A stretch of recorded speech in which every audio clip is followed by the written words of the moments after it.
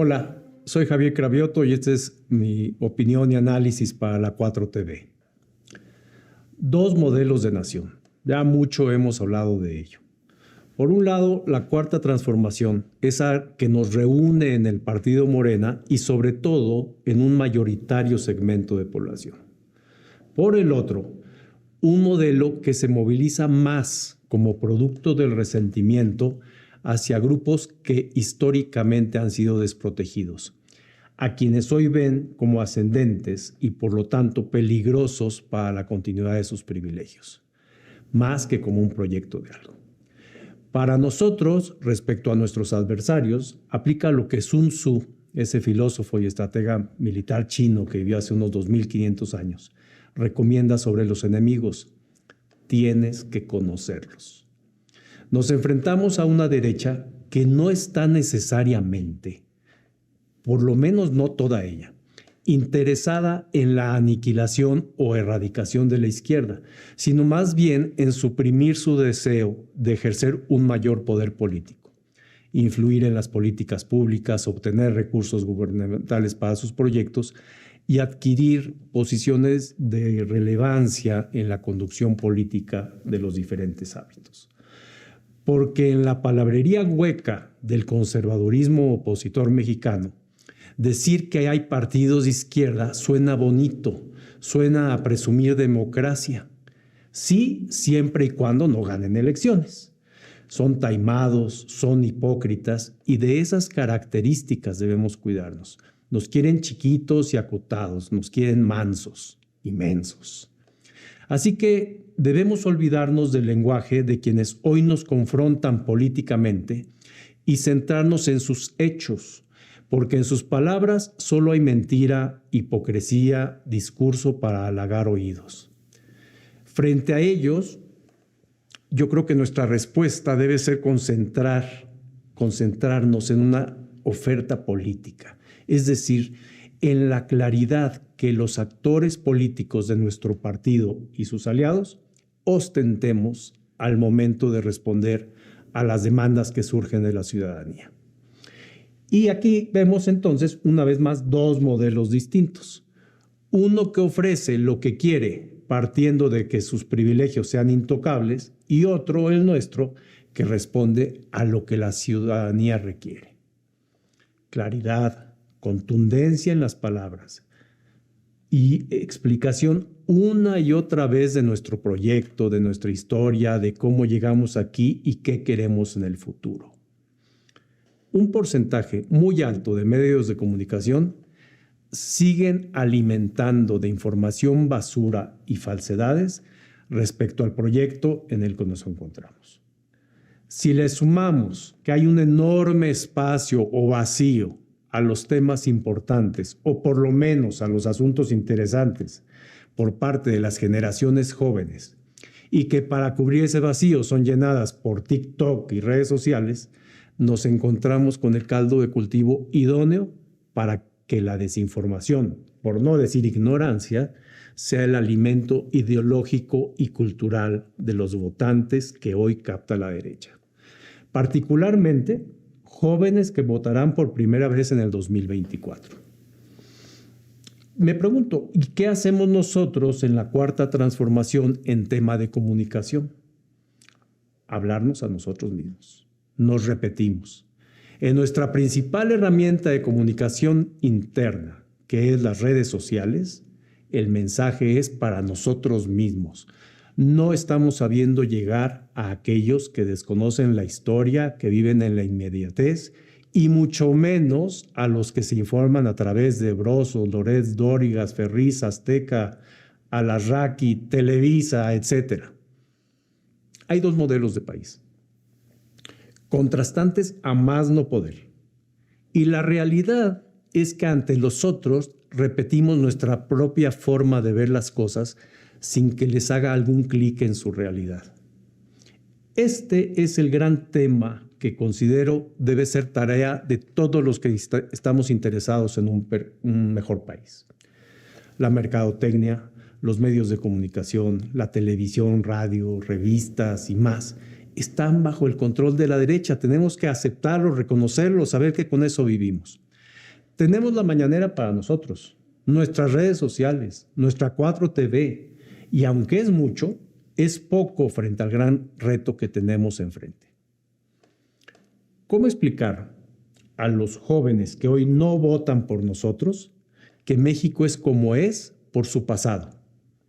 Que la pobreza y desigualdad tienen explicación, que hay un cambio radical de hace 5 años a la fecha, del que ya están disfrutando y que le está pasando por el frente sin que valoren en su justa dimensión. ¿Por qué, en cambio, sí les atrae el discurso de un Trump en Estados Unidos o un Bukele en El Salvador, Bolsonaro de Brasil, Le Pen de Francia y muy recientemente, y lo que es una tragedia, de un Milei en Argentina? ¿Por qué les atrae esas amenazas tan subjetivas que plantea el conservadurismo, sus campañas de miedo, el peligro para México, la crisis económica que se viene, etcétera? En vez de los hechos objetivos de un recorrido histórico que nos trae a este presente, es decir, los datos duros. Me parece que a este grupo poblacional les sería incluso muy fácil comprar una idea de llevarnos a una época anterior al sufragio universal y de ver la jerarquía social con sus abismales diferencias como la tenemos en México como algo natural y deseable. Lo pueden normalizar sin mayor problema. Por ignorancia y desinformación, las escuelas dejaron de enseñar historia, lógica, filosofía. Ahora todo se volvió emprendurismo y tecnicismos. Creo, y lo creo realmente, que hay una parte de una generación que votará por primera vez, o que tal vez ya lo hizo en una ocasión inmediata anterior, que está cooptada por un mensaje absolutamente equivocado y perjudicial, si es que preferimos un mejor país. ¿Y qué es un mejor país? Es muy simple. Con los recursos naturales que tenemos, con la población y la ubicación con que contamos, nuestra economía bien podría superar a la de países como Canadá. Pero no, se han robado todo y aquí ahora lo quieren explicar como una especie de destino manifiesto, ¿no? Que les dice que así es, que nos conviene y que mejor, pues sálvese quien pueda. Y en México, pues el sálvese quien pueda es un muy pequeño grupo que se puede permitir convivir y ser feliz con la tragedia de muchas personas. Uno se pregunta, ¿cómo un joven puede votar por la derecha? ¿Cómo decirle que en México su futuro lo comprometió la derecha? Que se perdieron los recursos económicos para acabar en cuentas de banco de muy pocos, que no hay suficientes presupuestos para educación, para deporte, para tecnología, para cultura, que sus pensiones, cuando les lleguen, serán miserables, que el presupuesto se usa en gran parte para pagar deuda. Y todo esto es así porque así lo decidió la derecha durante el nefasto periodo llamado neoliberalismo. ¿Quién y cómo se los dice? ¿Quién le pone el cascabel al gato? Porque, vamos a ver, el modelo de derecha ya no es sobre el tema económico únicamente. Y ya no sé si tal vez deba decir que ya principalmente es sobre el tema social y cultural. Si nos vamos un poquito atrás a la definición de Norberto Bobbio, este politólogo, si hablamos de economía, lo propio de la derecha es pensar que la mayoría de las desigualdades son naturales y por tanto el Estado debe hacer poco o nada por erradicarlas. Eso es lo que es la derecha en términos económicos. Por el contrario, la izquierda plantea más bien que la mayoría de las desigualdades están construidas socialmente y por el tanto el Estado debe asumir un rol activo para poder enfrentarlas. Pero ya no es solo eso. Ahora el debate sobre la derecha no se vincula exclusivamente con las políticas económicas que se defienden, sino más bien y fundamentalmente con políticas culturales que se promueven. Y entonces, vuelvo al punto, ¿Cómo los jóvenes pueden votar por la derecha si es ella quien culturalmente está en contra de apoyar las decisiones que más les afectan? Libertades de todo tipo, temas de género, de aborto, de ecología, de salarios, de cambio climático, de pensiones. Pues sucede porque no están informados. Y muchos de ellos creen que todo es un chiste. Y sí, hay muchos dispuestos a votar por la simpleza y el chistorete. Y aquí abro un paréntesis porque recientemente pasó este tema del señor Samuel García, el gobernador de Monterrey. Y este tema va muy de la mano con lo que estoy hablando, porque este señor, que no es más que un frívolo tiktokero que llegó al gobierno de Nuevo León, aupado por una influencer que es su esposa, que tiene millones de seguidores, en pocos días de hacer precampaña, porque él pensó que podría hacer la campaña por Movimiento Ciudadano, y estuvo algo así como 8 o 10 días haciendo esta precampaña, en estos días le tumbó casi 8 puntos a la bobísima señora candidata opositora. ¿Quién nos dice esto? Es decir, que hay un mercado de votos que por ignorancia y por desconocimiento de la historia vota por lo que les parezca un sonajero que les hace voltear la vista. Ese es el voto de los opositores, es el voto de los resabios de PRI, PAN y PRD.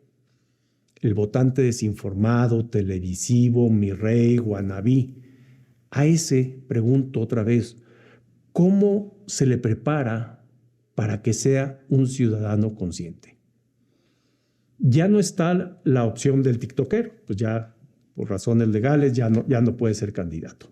Entonces, ¿qué pasa con ese grupo de votantes que le había quitado a la derecha? Pues nada, ese grupo de votantes regresa a su casa natural, la del voto de la señora que dice una frase y se ríe, que dice otra y brinca.